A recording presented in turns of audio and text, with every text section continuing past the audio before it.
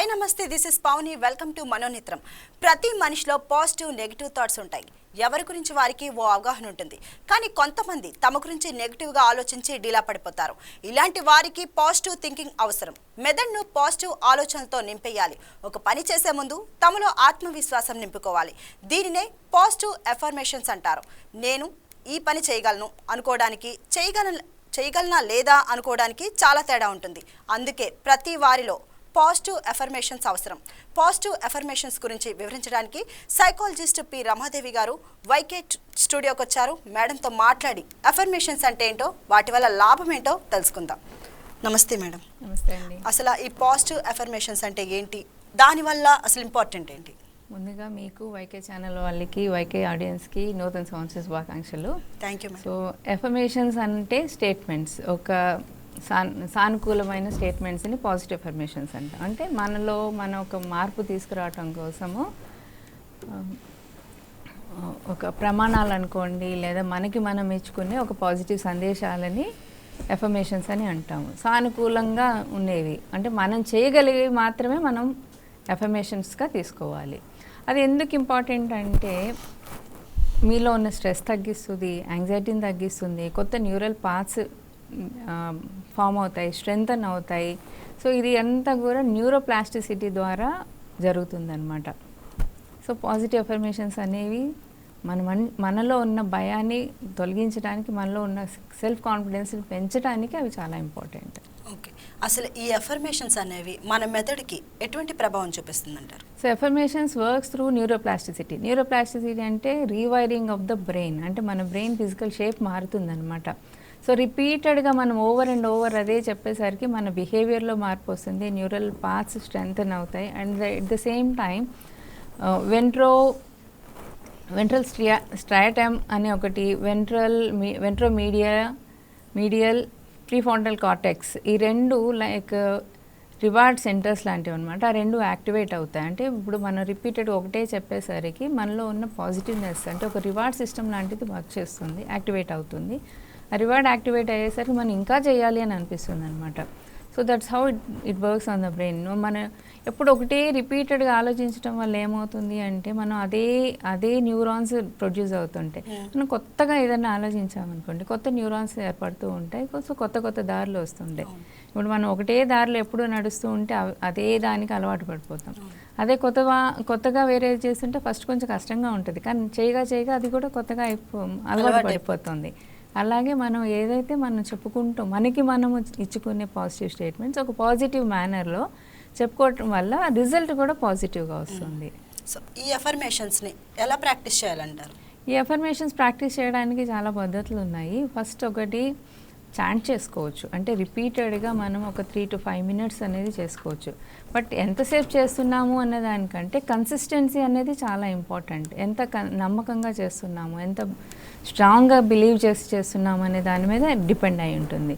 ఇంకొకటి మనం 21 times రాస్తే ఇంకా చాలా ఎఫెక్టివ్గా ఉంటుంది. 21 times ఎందుకు అంటే మనలోని పంచేంద్రియాలు, కర్మేంద్రియాలు, పంచవాయువులు, పంచ అగ్నులు ప్లస్ చిత్తం, ఇవన్నీ 5 5 5 20 ప్లస్ చిత్తం 1 21. సో మనం ఎప్పుడైతే చెప్తూ ఉంటామో ఆ 21 మన బాడీలో ఎలైన్ అవుతాయి. సో ఎలైన్ అయినప్పుడు మన బాడీ రిసీవ్ చేసుకుంటుంది. అందుకనే చూడండి, ఎవరైనా బాబు కానీ పాప కానీ పుట్టగానే నామకరణం అనేది 21 daysకి చేస్తారు. ఇంకేదో ఫంక్షన్ అయినా 21st daysకి చేద్దామంటే, అంటే పుట్టిన బిడ్డలో కూడా 5 అన్నీ కూడా యాక్సెప్ట్ చేయాలన్నమాట. అప్పుడు అది మనకి యాక్సెప్టెన్స్, బాడీ రిసీవ్ చేసుకునే మోడ్లోకి వెళ్ళిపోతుంటుంది. మోస్ట్ ఆఫ్ ద టైం మనం ఒక బుక్ పెట్టుకొని రాస్తేనే దాన్ని ఇంకా ఎక్కువ మనసుకి హత్తుకుపోతాయి అన్నమాట. అలా కాదు, కొంతమంది రాయలేము. అబోవ్ 40 years or 50 years ఉన్న వాళ్ళు యోగిక్ పోస్చర్లో కూర్చొని, అంటే యోగిక్ పోస్చర్ అంటే లైక్ దిస్, మన బ్యాక్ స్ట్రైట్ పెట్టుకొని ఇట్లాగా కూర్చొని 21 times దాన్ని రిపీటెడ్గా కళ్ళు మూసుకొని చేస్తూ ఉండాలి. అంటే విజువలైజ్ చేస్తూ ఉంటే అది చాలా బాగా ఎఫెక్టివ్గా ఉంటుంది. సో ఎఫర్మేషన్స్ అనేవి ఎప్పుడు కూడా నేను అనే దాంతో ఉండాలి. ఐఎమ్ హ్యాపీ, ఇట్లాగా సింపుల్ ఎఫర్మేషన్స్ మనం చేయగలిగేవి మాత్రమే మనం రాయాలన్నమాట. రాస్తే ఇంకా ఎఫెక్టివ్గా ఉంటుంది than chanting or repeatedly saying it.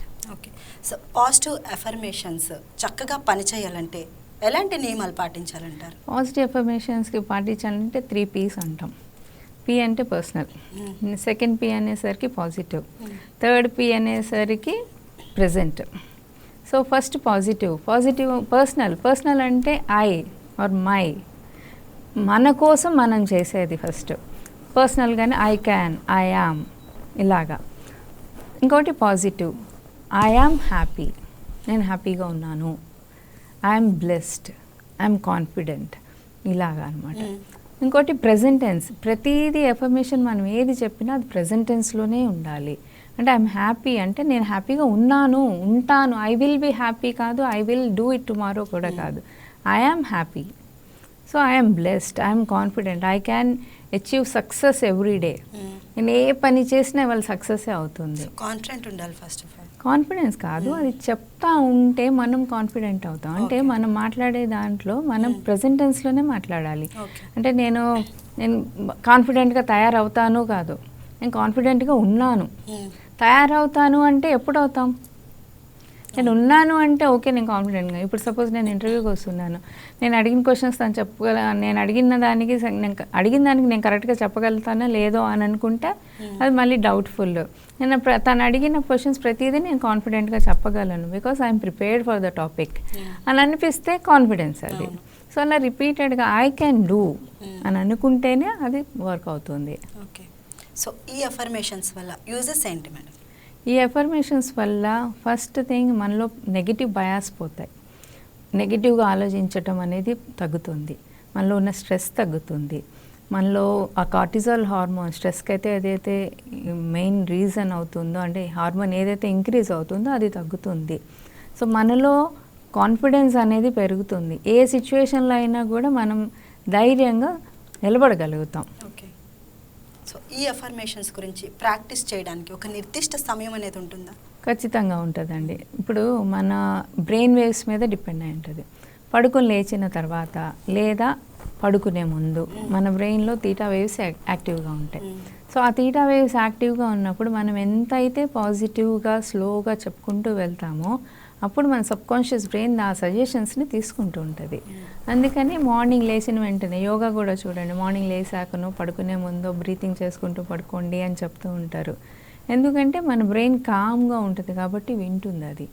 అందుకని అప్పుడు మనం ఎంత పాజిటివ్ సజెషన్స్ అయితే, ఇప్పుడు మీరు నార్కోటిక్స్ చూడండి లేదా సైకాట్రిక్ ట్రీట్మెంట్స్లో కూడా కొంచెం స్లోగా వాళ్ళకి ఒక ట్రీట్మెంట్లో కొంచెం సబ్కాన్షియస్లోకి తీసుకొచ్చి అప్పుడు సజెషన్స్ ఇవ్వటం అనేది జరుగుతుంటుంది. ఓకే, మీరు ఇలా చేయగలరు, ఇలా చేస్తారు, మీరు బాగుంటుందని, జస్ట్ లైక్ హిప్నాటైజ్ చేసినట్టుగా అనమాట. ఇలా ఉంటుంది అనేది చెప్తూ ఉంటే సబ్కాన్షియస్లో ఉండగానే మనం ఏది చెప్పిన పాయింట్ని రిసీవ్ చేసుకుంటాం. అందుకని ఒక మార్నింగ్ లేచిన తర్వాత లేదా పడుకునే ముందు అంటే కళ్ళు మూసుకుని నిద్ర పట్టేస్తుంది అనుకునే టైంలో కూడా మనం పాజిటివ్ సజెషన్స్ మనకి మనం ఇచ్చుకుంటూ ఉంటే తెలియకుండా మన బాడీలో చేంజ్ అనేది కనిపిస్తూ ఉంటుంది. ఓకే. అసలు ఈ అఫర్మేషన్స్ అనేది ఫెయిల్ అవుతుందా? అసలు ఎందుకు ఫెయిల్ అవుతుంది? ఖచ్చితంగా ఫెయిల్ అవుతాయి, బికాస్ ఆఫ్ కాగ్నిటివ్ డిజోనెన్స్ అంటాం. కాగ్నిటివ్ డిజోనెన్స్ అంటే మనకున్న బిలీఫ్ అక్కడ జరుగుతున్న యాక్షన్కి మధ్యలో కాన్ఫ్లిక్ట్. ఇప్పుడు నేను క్వశ్చన్స్ అడుగుతున్నారు, నేను చెప్పగలుగుతానులే అని అనుకుంటాం, కానీ లోపల ఏమవుతుంది, నేను ప్రిపేర్ అవ్వలేదు కదా ఎలా చెప్పగలను అని అనిపిస్తుంది. సో ఎప్పుడైతే ఆ డౌట్ వస్తుంది అక్కడ రియాలిటీ చెక్ అండ్ బిలీఫ్స్ ఏదైతే ఉంటుందో దానికి మ్యాచ్ అవ్వదు. సో కాన్ఫ్లిక్ట్ జరుగుతుంది కాబట్టి ఆ కాగ్నిటివ్ డిజోనెన్స్ వల్ల మనం అనుకున్నది జరగదు. ఇప్పుడు నాకు సడన్గా నేను బిగ్ కార్ కొనేసుకోవాలి అని అనుకుంటాను, రేంజ్ రోవర్ కొనుక్కోవాలనుకుంటాను. కానీ రేంజ్ రోవర్ కొనుక్కోవాలి అంటే నా దగ్గర కొంచెం కూడా ఏమి ఒక ₹1 కూడా లేకుండా నేను రేంజ్ రోవర్ కొనాలంటే కొనగలనా? అది నా బిలీఫ్, నా దగ్గర లేవని నాకు తెలుసు, కానీ నేను చేయాలి అని అనుకుంటున్నప్పుడు అది సాధ్యపడదు. అందుకని సాధ్యమయ్యేవి మాత్రమే మన అఫర్మేషన్స్గా తీసుకోవాలి. నేను ఇది చేసేస్తాను, నేను సరిగా చదవకపోతే నేను ఐపీఎస్ అయిపోతానంటే అవుతుందా? అవ్వదు కదా. సో అలాగ కాకుండా మనం రిపీటెడ్గా మనం ఏదైతే చేయగలుగుతామో whatever the doable things ఉంటేనే దాన్ని మాత్రమే అఫర్మేషన్స్గా మనం తీసుకుంటే తొందరగా మార్పు అనేది కనిపిస్తుంటుంది. అసలు కీడించి మేలించాలి అంటారు. సో ఇది ఒక పాజిటివ్ అఫర్మేషన్స్కి సేమ్ అంటారు? రెండు వేరండి. చాలామంది కన్ఫ్యూజ్ అవుతారు. కీడించి మేలించడం అంటే ఇట్స్ ఏ డిఫెన్సివ్ పెసిమిజం, అదే పాజిటివ్ అఫర్మేషన్ అంటే స్ట్రాటజిక్ ఆప్టిమిజం. సో డిఫెన్సివ్ ఇది ఎందుకున్నామంటే కీడెంచి మేలేంచడంలో ఏంటంటే రిస్క్ అసెస్మెంట్ చేసుకుంటాం. రిస్క్ అసెస్మెంట్ చేసుకుని దాన్ని ఎలా ఓవర్కమ్ చేయాలి అనే దాని మీద మన ప్రిపరేషన్ ఉంటుంది. అంటే రిస్క్ అసెస్మెంట్ ఒక 10% ఉంటే 90% ప్రిపరేషన్ మీదే ఉంటుంది. అదే కనుక positive mind set and positive ఇది ఎఫర్మేషన్స్ తీసుకుంటే మన మైండ్ సెట్లోనే షిఫ్ట్ అవుతుంది. అంటే ఇప్పుడు let's say suppose I want to start A business. నేను ఒక బిజినెస్ స్టార్ట్ చేయాలనుకుంటున్నా. బిజినెస్ స్టార్ట్ చేయాలంటే ఎప్పుడు చేయాలి, ఎలా చేయాలి, ఫెయిల్ అయితే ఏంటి అనేది అక్కడ మనం రిస్క్ అసెస్మెంట్ చేసుకుంటాం. దాన్ని బట్టి మనం ఎలా ప్రిపేర్ చేయాలి అనేది అనుకుంటాం. కానీ పాజిటివ్ ఎఫర్మేషన్స్ వల్ల ఏంటంటే మనం ఆలోచించే తీరులోనే మార్పు రావటం, మన బిలీవ్స్లోనే మార్పు తీసుకురావటం, అది పాజిటివ్ ఎఫర్మేషన్. అంటే ఫర్ ఎగ్జాంపుల్ నేను ఎలాంటి పరిస్థితుల్లో అయినా నేను ఓవర్కమ్ చేయగలను, నేను సాధించగలను అని అనుకోవటం పాజిటివ్నెస్.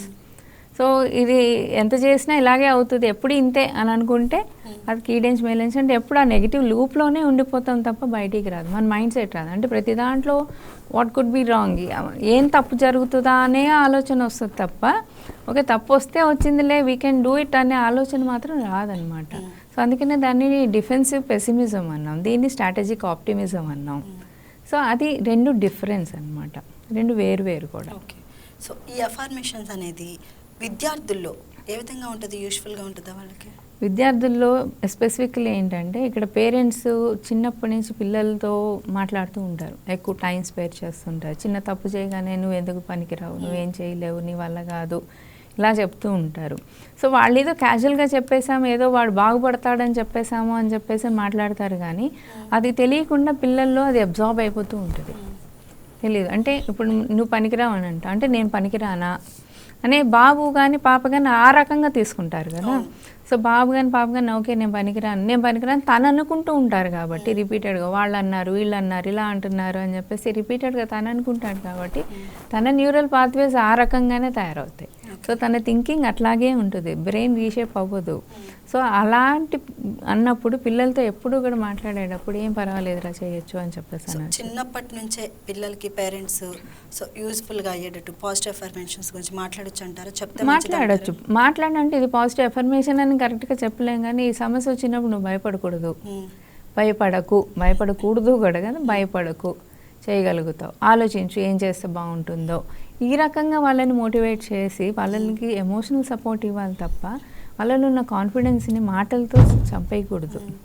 అలా మాటలతో ఇది చేసేసాము అంటే వాళ్ళు అది వింటూ ఉంటారు కదా. సో సబ్కాన్షియస్గా వాళ్ళకి వెళ్ళిపోతూ ఉంటుంది, even though they don't say it, but వాళ్ళకి అది వినపడుతూ ఉంటుంది. తెలియకుండా వాళ్ళు కూడా రిపీట్ చేస్తూ ఉంటారు. ఆ రిపీట్ చేసినప్పుడు ఏమవుతుంది, వాళ్ళకి తెలియకుండా ఓకే నేను పనికిరాని వాడిని అన్నట్టుగా వాళ్ళే డిక్లేర్ చేసేసుకుంటారు. అందుకని పిల్లలతో మాట్లాడేటప్పుడు కూడా ఇచ్చేయకూడదు. అంటే మేబీ మేము కూడా మిస్టేక్స్ చేస్తుంటాం బిఫోర్, కానీ ఎప్పుడు కూడా అది చేయవు నీకు ఇది రాదు అనే మాటలు మాత్రం ఎక్కువగా పేరెంట్స్ అనకుండా ఉంటేనే మంచిది.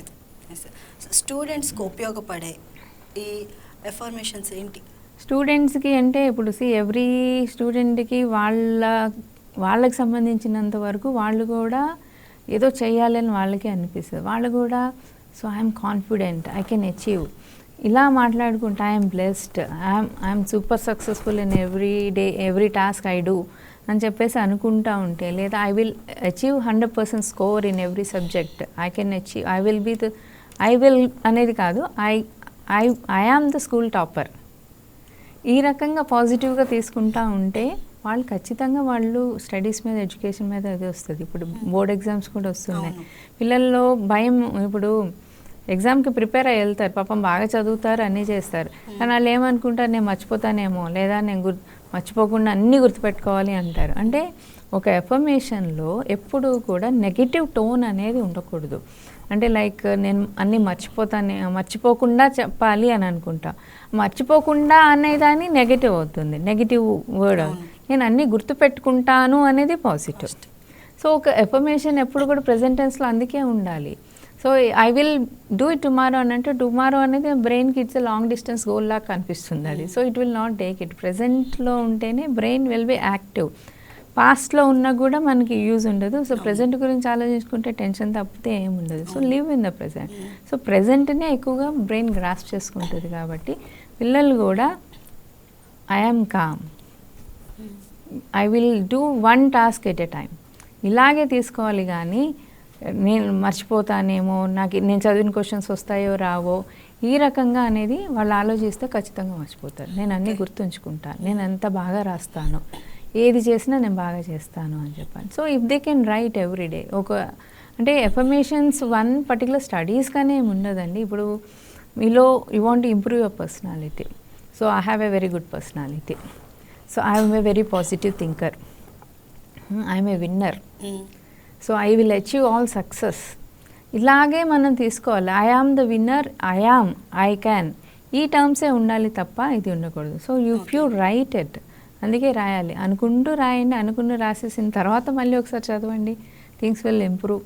సో రిపీటెడ్గా మనం చెప్పటం వల్ల ఏమవుతుందంటే మన బ్రెయిన్ న్యూరల్ పాత్ స్ట్రెంగ్తన్ అవ్వటమే కాకుండా అది మన డైలీ వొకాబులరీగా అయిపోతుంది. అది మన బిహేవియర్లో కూడా మార్పు అనేది కనిపిస్తూ ఉంటుంది అన్నమాట. So positive thinking, positive attitude, toxic positivity, so వీటి మధ్య డిఫరెన్స్ ఏంటి?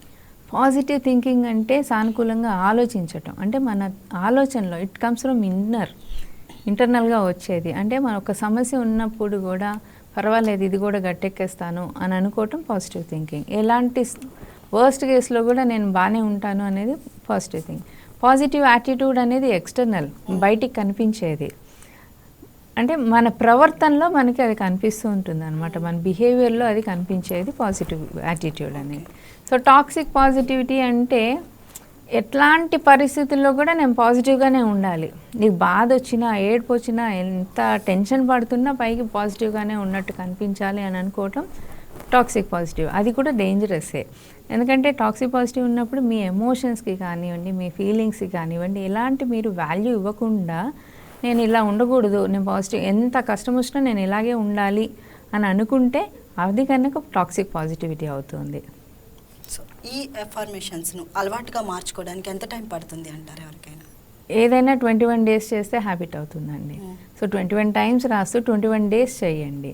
అంటే లైక్ ఫర్ ఎగ్జాంపుల్ ఒక 9 ఎఫర్మేషన్స్ తీసుకుందాం. అలా ఎలా అంటే ఎవ్రీడే ఎఫర్మేషన్స్ కింద మార్చుకోవచ్చు. Like I'm happy, I'm healthy, what ever I do, నేను ఏది చేసినా అది సూపర్ సక్సెస్ అవుతుంది, దేవుడు అండ నాతో ఎప్పుడూ ఉంటుంది, నేను అందరికీ సహాయం చేస్తాను, నేను నా వల్ల అందరికీ సంతోషాన్నే పంచుతాను, రోజు రోజుకి నాలో ఉన్న ఫియర్, యాంగ్జైటీ దూరం అవుతున్నాయి, నేను ఏ పని తలపెట్టినా సూపర్ సక్సెస్. ఇట్లా కొన్ని ఎఫర్మేషన్స్ తీసుకొని ఎవ్రీడే అవి చదువుకుంటే రోజుకి ఒక్క ఎఫర్మేషన్ తీసుకోవాలి. You cannot take all. ఇప్పుడు మీకు కాన్ఫిడెన్స్ పెరగలేదు, కాన్ఫిడెన్స్ కావాలంటే నేను గట్టిగా లౌడ్గా మాట్లాడతాను, నేను ఐ కాంటాక్ట్తోనే మాట్లాడతాను, నేను వాళ్ళతో తల ఎత్తుకునే మాట్లాడతాను, తల దించుకుని మాట్లాడను. సో ఇలాగ కాన్ఫిడెన్స్ బిల్డ్ చేసుకోవడానికి, సెల్ఫ్ ఎస్టీమ్స్ పెంచుకోవడానికి, మీ పర్సనాలిటీ డెవలప్ చేసుకోవడానికి, లేదా మీకు కొత్త హ్యాబిట్స్ రావటానికి, నేర్చుకోవడానికి. అంటే నేను రోజు బుక్ రీడింగ్ చేస్తాను. సో నేను ఐ రీడ్ బుక్ ఎవ్రీడే. అది 21 టైమ్స్ రాసుకొని కనీసం ఒక 5 మినిట్స్ అన్నా 10 మినిట్స్ అన్నా చేస్తూ ఉండి అట్లాగా మీరు ఎంతసేపు అయినా 21 మినిట్స్ పుష్ చేసుకుని వెళ్ళారనుకోండి, అది ఈజీగా మీకు హ్యాబిట్గా ఫామ్ అయిపోతుంది.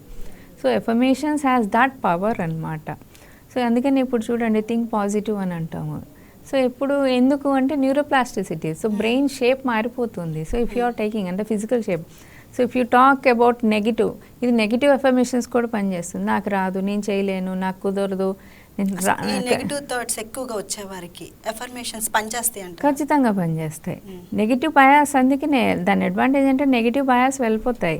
సో నెగిటివ్ థింకింగ్ ఉన్న వాళ్ళకి రోజు కూడా ప్రాక్టీస్ చేస్తుండాలి. బెస్ట్ మెథడ్ ఆఫ్ ప్రాక్టీసింగ్ ఏంటి అంటే మిర్రర్ టెక్నిక్. అంటే అద్దం ముందు, ఒక నిలువద్దం ముందు నించొని మీ ఐ కాంటాక్ట్ పెట్టి, సో మీరు అనుకున్న ఎఫర్మేషన్స్ అన్నీ కూడా గట్టిగా ఆ వ్యక్తితో మాట్లాడుతున్నట్టుగా ఒక 21 టైమ్స్ అనుకుంటూ ఉంటే మీ బాడీ లాంగ్వేజ్లో మార్పు వస్తుంది, మీరు అవతల వ్యక్తిని చూసే తీరు మార్పు వస్తుంది,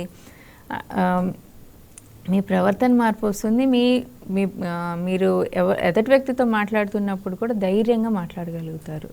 సో ఇది మిర్రర్ టెక్నిక్ అనేది అంత ఎఫెక్టివ్గా ఉంటుందన్నమాట. ఓకే, అసలు భయం కానీ యాంగ్జైటీ, సో ఈ ఇన్ఫర్మేషన్స్లో ఎటువంటి రోల్ ప్లే చేస్తుంది అంటారు?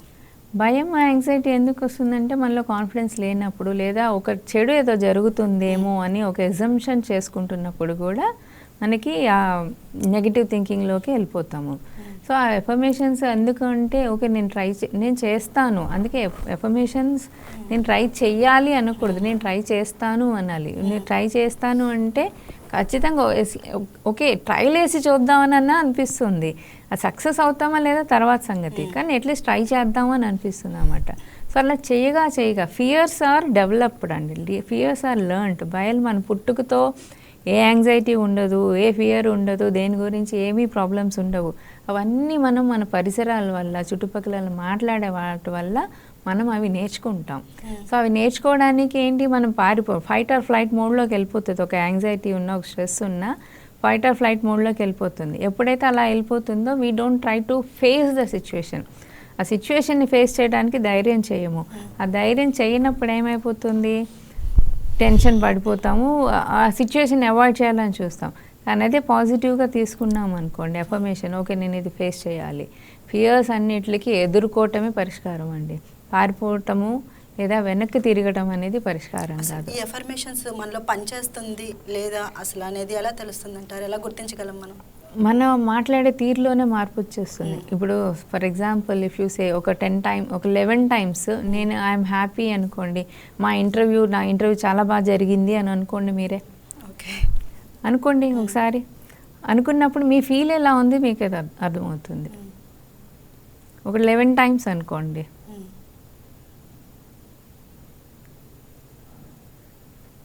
ఓకే ఎలా అనిపిస్తుంది?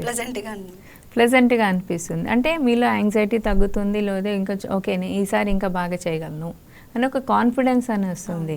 చేయగలను, చేస్తాను ఇలాగే అనాలి తప్ప చెయ్యాలి ఎప్పుడవుతుందో ఇవన్నీ వస్తే కనుక మళ్ళీ మీకు నెగిటివ్ లూప్లోకి వెళ్ళిపోతున్నట్టే అవుతుంది. సో ఆ కాన్ఫిడెన్స్ బిల్డ్ చేసుకోవాలంటే మన థింకింగ్లో పాజిటివ్, అంటే పాజిటివ్ థింకింగ్ అంటే ఏంటంటే ఒక సిచ్యువేషన్స్లో, వర్స్ సిచ్యువేషన్స్లో కూడా కుంగిపోకుండా నేను నిలబడగలను అనేది పాజిటివ్ థింకింగ్ అనమాట. ఎలాంటి సినారియోస్లో కూడా. ఫర్ ఎగ్జాంపుల్ మీకు చెప్తాను, మాకు ఒక కేసు వచ్చింది. తన రిలేషన్షిప్లో ప్రాబ్లంతో తను చాలా యాంగ్షియస్ అయిపోయి ఇంకా హీ వాజ్ లిటరలీ క్రయింగ్. ఎంత గట్టిగా ఏడుస్తున్నా అంటే స్టాఫ్ కూడా వచ్చేస్తున్నారు. అంత ఇది చేసినప్పుడు కొంత ట్రీట్మెంట్స్ చేస్తూ తనకి ఎవ్రీడే ఒక్కొక్క ఎఫర్మేషన్ ఇచ్చేదాన్ని. సో అది ఒక 3 days తర్వాత తను ఎప్పుడు ఎఫర్మేషన్ ఇస్తానా అని ఎదురు చూడడం స్టార్ట్ చేశాడు. సో ఎఫర్మేషన్ తనకు ఒక రివార్డ్ లాగా ఉంది. So he was started smiling from the 3rd day. అటు ట్రీట్మెంట్తో పాటు ఎఫర్మేషన్స్ ఇస్తుంటే 3rd day నుంచి తనకు అసలు ఆ సిచ్యువేషన్ నేను ఫేస్ చేశానన్న విషయం కూడా తనకు గుర్తులేదు. సో అంత బాగా పనిచేస్తారు పాజిటివ్ ఎఫర్మేషన్స్. చాలా రిజల్ట్ ఉంటాయి. రాస్తే మాత్రం మనసుకు హత్తుకుపోతుంది. సో రైటింగ్ రాయలేని వాళ్ళు అంటే అబోవ్ 50 వాళ్ళు మాత్రం యోగిక్ పోస్చర్లో అనుకుని ఒక 11 times రాసుకుంటే, 21 times అనుకుంటే ఖచ్చితంగా మార్పు అనేది అనిపిస్తుంది. Thank you so much ma'am, చాలా మంచి విషయాలు చెప్పారు. Thank you. సో ఇది ఇవాల్టి మనోనేత్రం ప్రోగ్రామ్. మరొక ప్రోగ్రాంలో మళ్ళీ కలుద్దాం. That's all for now. Keep watching YK news Telugu వారి గుండె చప్పుడు.